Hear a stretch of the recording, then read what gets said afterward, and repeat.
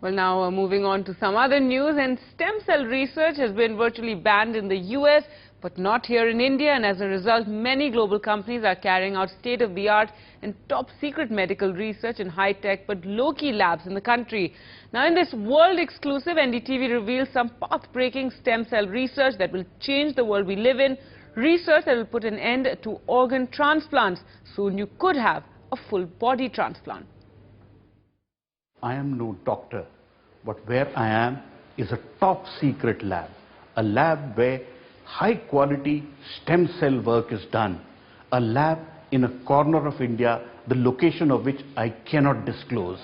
It does work which will change the way human beings view themselves.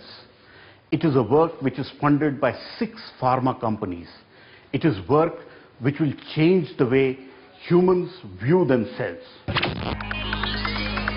If you've got a major heart problem or your liver and kidneys are short, these dodgy organs are transplanted from a brain-dead person. Now all that organ transplant stuff is history. With this new stem cell research, the future is here in these labs. It's being codenamed FBT, Full Body Transplanting.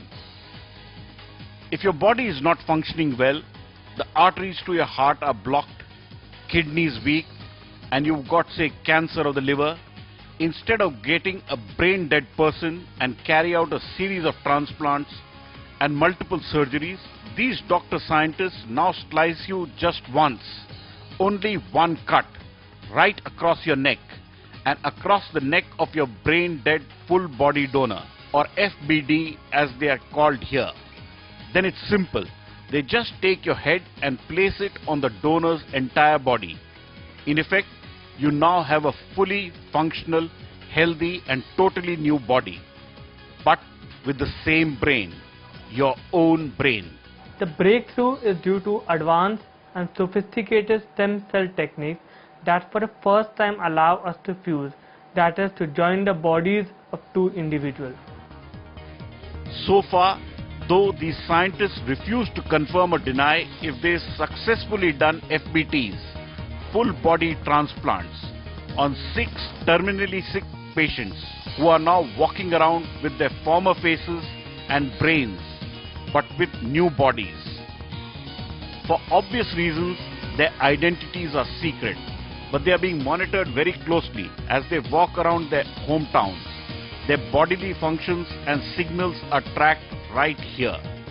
If these 6 are successful, we could see hundreds of FBTs starting from this day next year. It's that close. While medically, these old head on new bodies are doing fine, there have been some practical and ethical questions raised. The patients had to get their fingerprints redone because their new bodies and new hands too. Also, in one case, the relatives of a brain-dead donor have claimed that the new head and body belongs to their family, as 90% of the new person is the body. So what if the brain is someone else?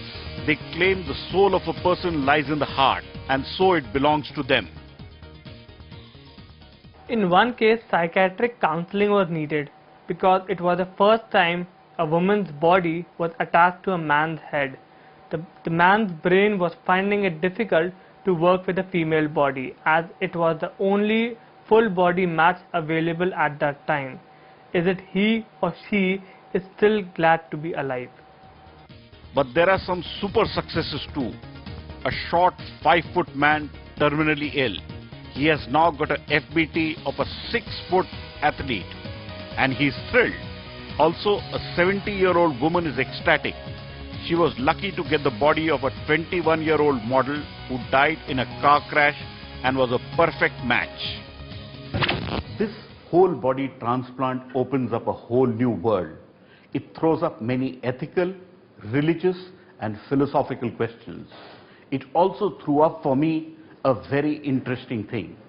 I have started feeling, can I change my body? Can the mind be changed? Can the body of another person be attached to me? Can I become an athlete? Can I become an astronaut? These are the kinds of feelings which comes to my mind. A bit ghoulish, but that is how it is. But for terminally ill people, it offers a wonderful new opportunity, an opportunity which will change the way human beings view themselves.